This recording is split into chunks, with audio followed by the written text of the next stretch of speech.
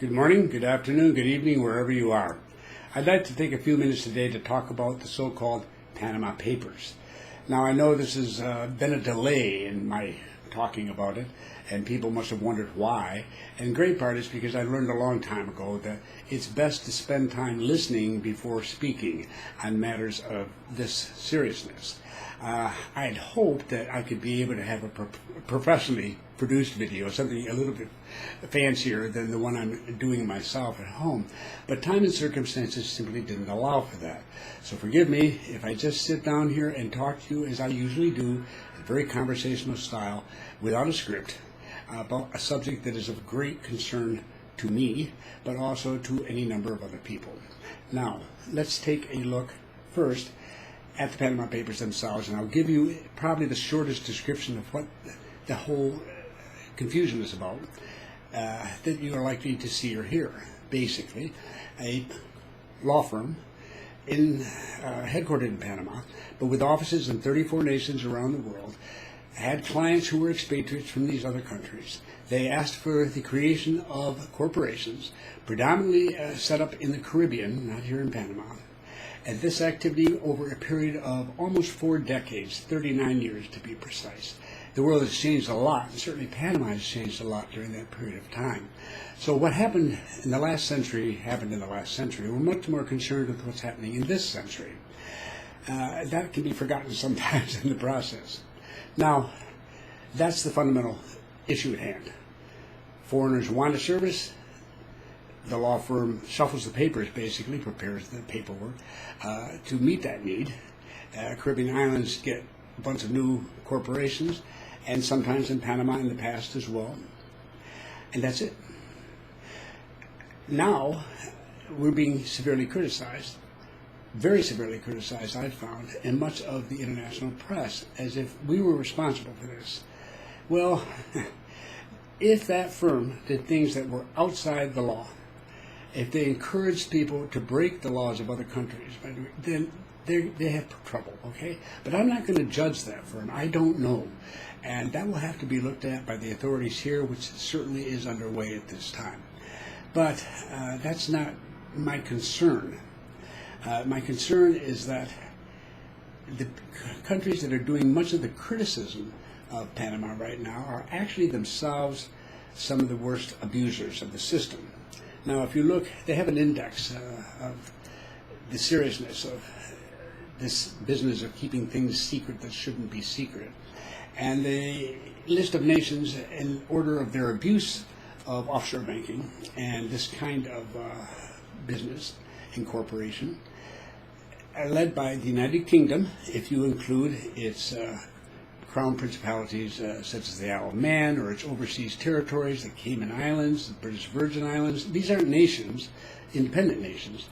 They are part of the United Kingdom. They come technically under the ultimate authority of the United Kingdom.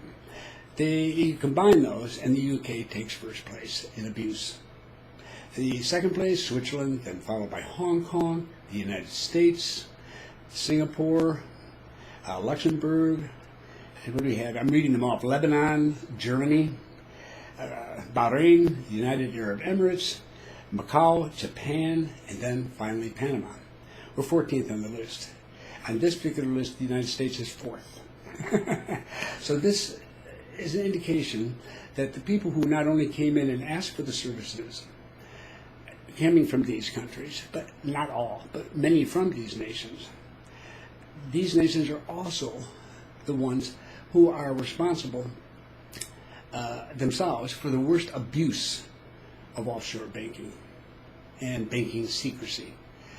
There's something a little hypocritical, to put it gently, about people who are considered to be worse abusers coming down and criticizing us as being abusers.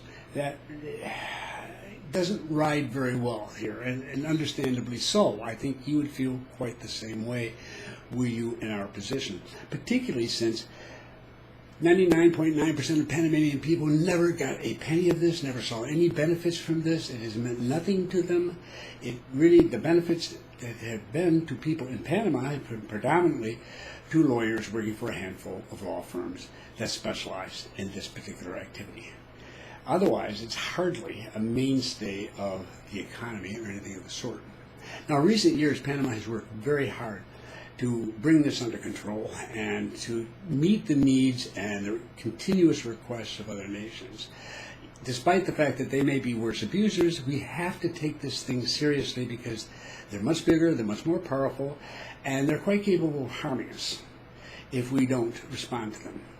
And they aren't interested in having to explain why they are worse abusers. They just want us to do what we're told to do. That can be very aggravating, as you might imagine, after a while. Now, there's a global context, however, that I think is every bit as important and that we tend to forget. It helps us understand it's a perspective on this that's important right now. It's a human perspective. Again, if you look back over the last decade, I think you can see there have been a lot of problems on this planet. And they began with the worst period, with the collapse of a real estate market that was out of sight, that was just way overextended in the United States. And it turned out this same problem existed in a number of European nations.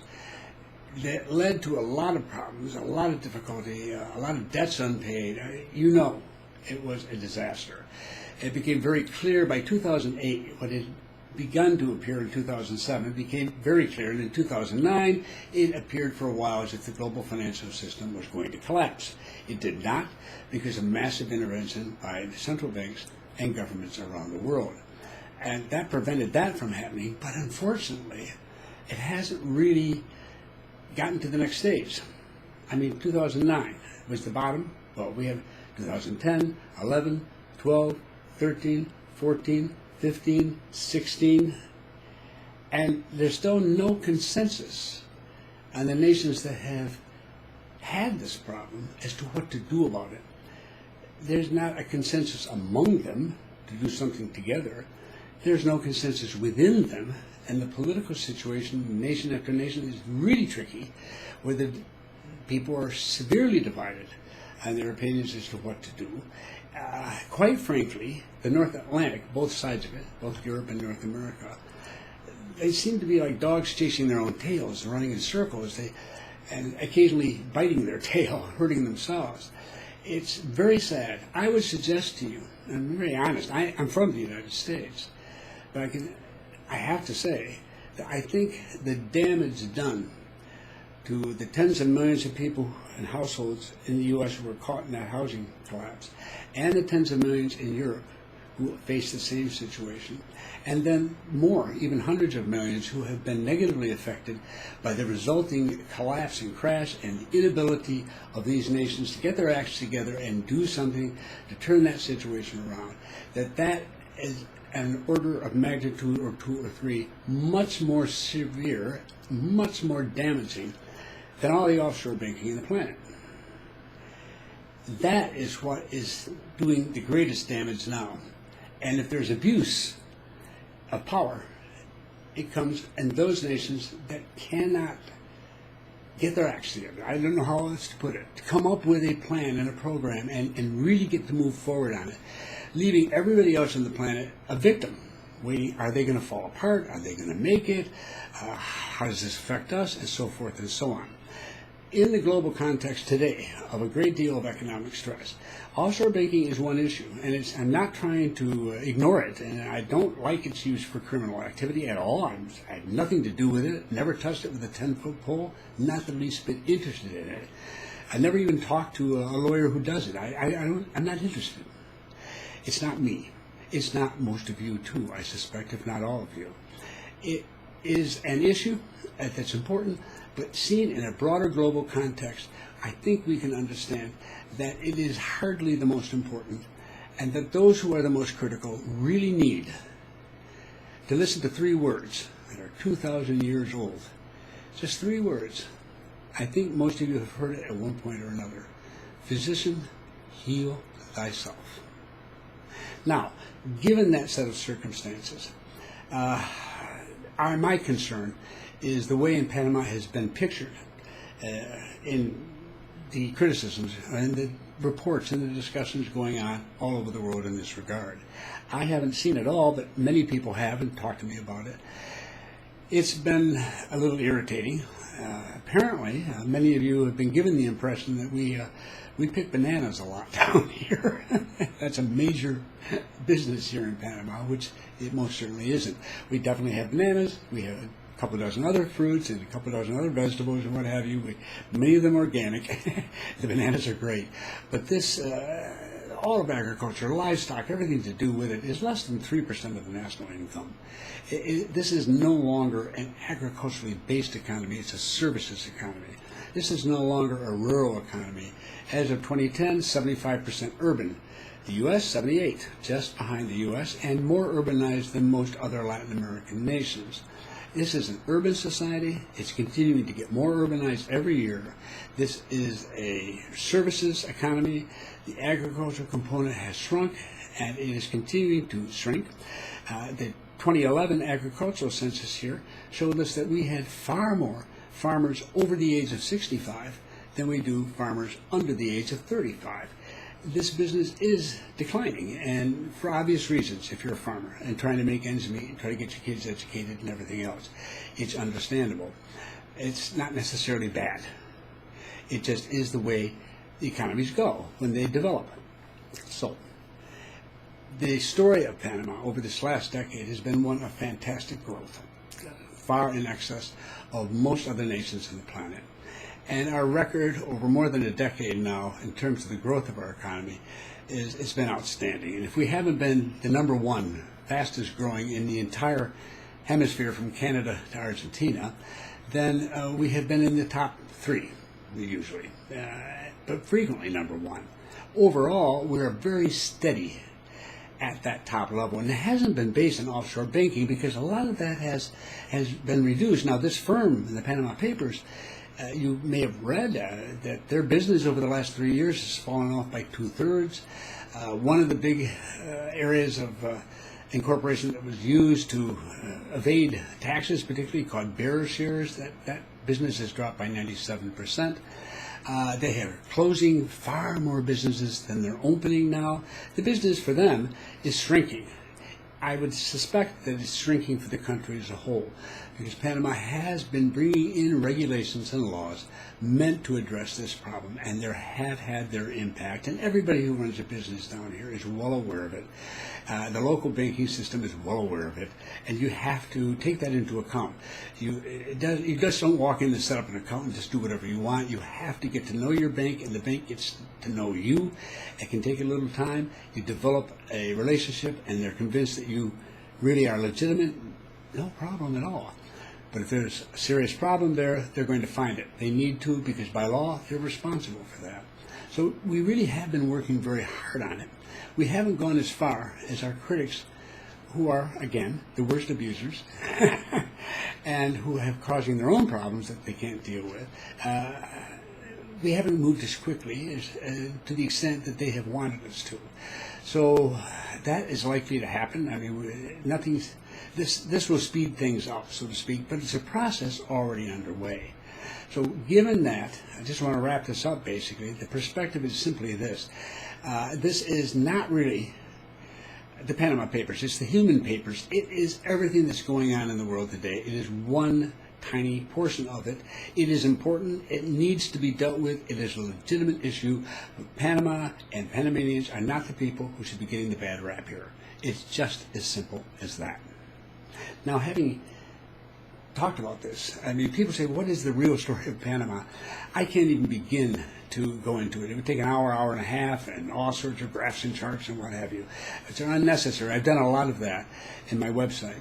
But the fact of the matter is, it has been a creation of the Panamanian people themselves. Now, I've been doing this sort of work, economic social development, consulting, and actual implementation for 49 years. And next year will be my 50th anniversary in the trade. I've seen so much activity, so many nations grow and others decline. I've seen some suddenly come across a lot of money. They maybe discovered offshore oil or something of that sort, and they blow it. And 2 years later, you wonder, what good is all that money? We've wasted it this way. There's so many success stories, very few of those, and a lot of failure stories as human beings attempt to deal with sudden success. in Panama, this is an extension of what has been here all along. We didn't suddenly get oil income or natural gas or any mineral activity. It isn't a tourist country, although tourism is becoming more and more and more important here all the time. It is because it is a business nation and has been from its very beginning, centered on the canal. But it's expanded beyond that. It's the canal, it's the free trade zone, it's one of the world's largest copper mines under construction at the moment, which is costing more than the canal expansion. It's so many different things. We become a center here for communications and for transportation, for logistics in general, for the whole region, for the whole of the Western Hemisphere. And we're sitting in the water bridge between the two great oceans of the world and the land bridge between two of the great continents of the world. And around us is a massive amount of activity, and we serve as a logistics platform for much of that to move through. It's a great service. It's done very well by us. It's very public.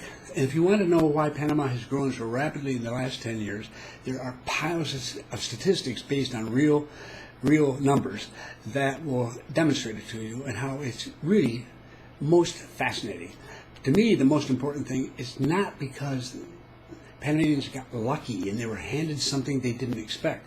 They took what they had, and they have worked very hard to create an atmosphere here that's open to business, that's open to foreigners, to bring them in, to bring their expertise, and to bring their investment money into the country. I'm just so impressed that they have created this from really very modest beginnings themselves. I don't think they have any idea of what a great job they've done. But I have seen so many other nations fail at this, that to be able to live in one that is actually succeeding by dint of its own hard work and focus is just the greatest gift I could ever receive. That's what I did. It was my business was to sit down and try to help countries with issues of development. And I don't have to here. They're sitting down themselves, have been for years working on this. The approach is far more mature, as far as I'm concerned, more intelligent and more coherent than what I see happening in my own birth nation and in other nations elsewhere on the planet. So Panama's story is there to be heard. And you can hear it in other videos I give, but you can also read it for yourself. You can easily find it. The facts are there. This is not a nation based on offshore banking or anything of the like. It's based on hard work, dedication, and a clear focus on where they want to go, what they want to be in years to come. I truly hope the people of my birth nation and other nations of North America and Europe and Asia, China, Russia, Brazil, I hope they all take a look at this and can benefit from it, because I think it's the best way to go about dealing with it. Now, I will say a moment here before I close up. You will hear me say, as you just have, we, us, our. And it may leave the impression that I'm a Panamanian citizen, which I am not. I'm an American citizen. I have every intention of remaining one.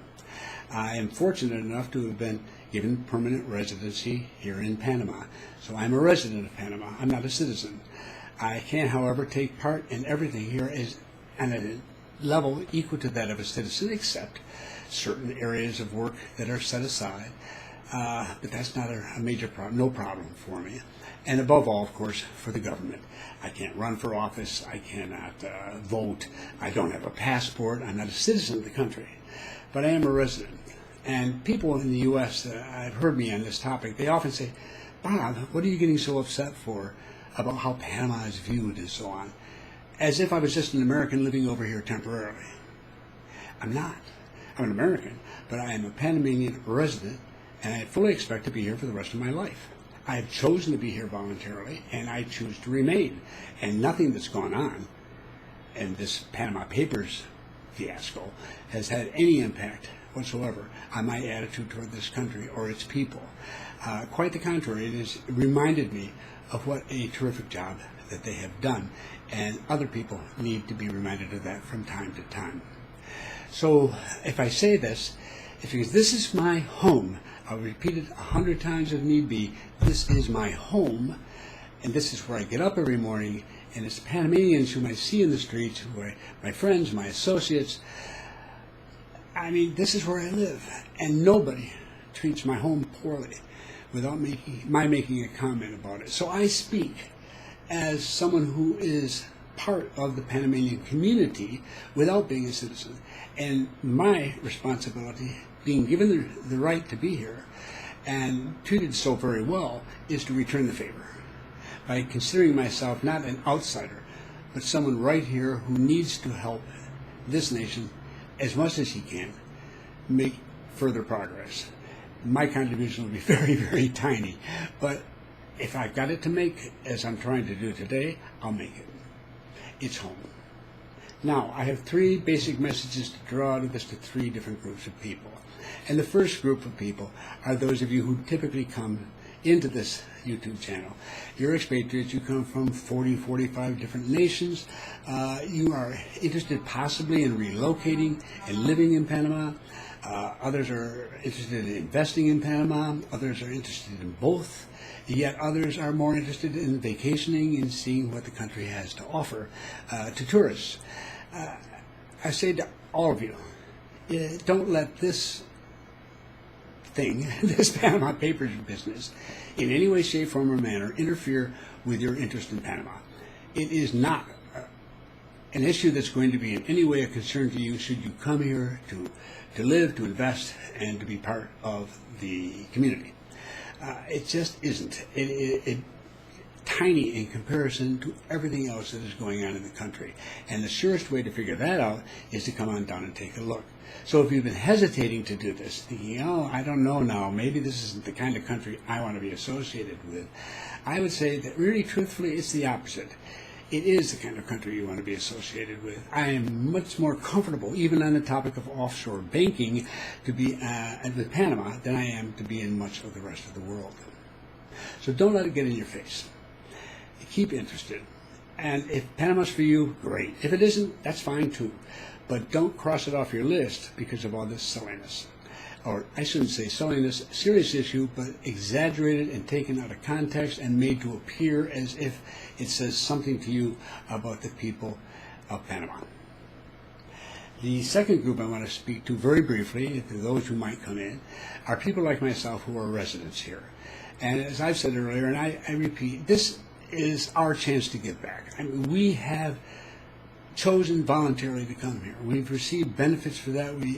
To become a permanent resident here is substantially easier than it is in a lot of nations, including my birth nation. And there are all sorts, if you're older, there are all sorts of benefits that are provided as well. We're fortunate that another nation has been so open to us to allow us to come and to be part of it.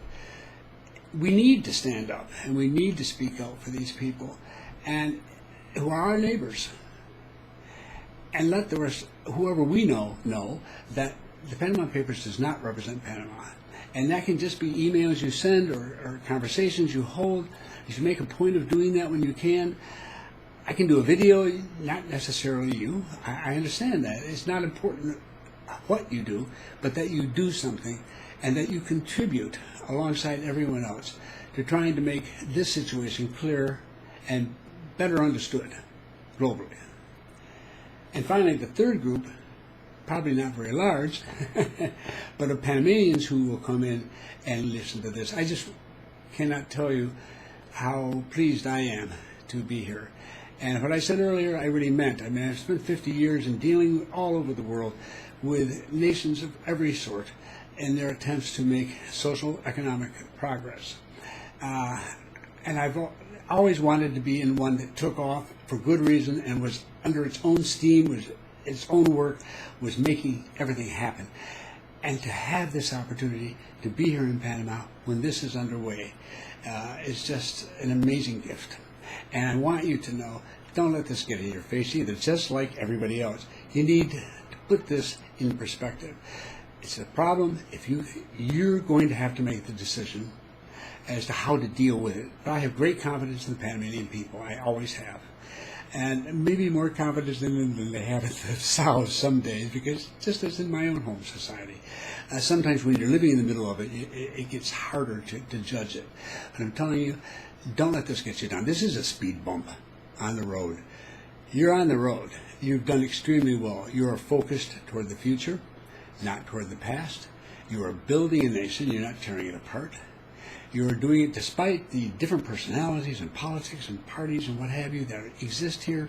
One of the most astonishing things to someone of my experience from outside is how everybody seems to have it clear in their heads that whatever they do, that it promotes the development of the nation economically.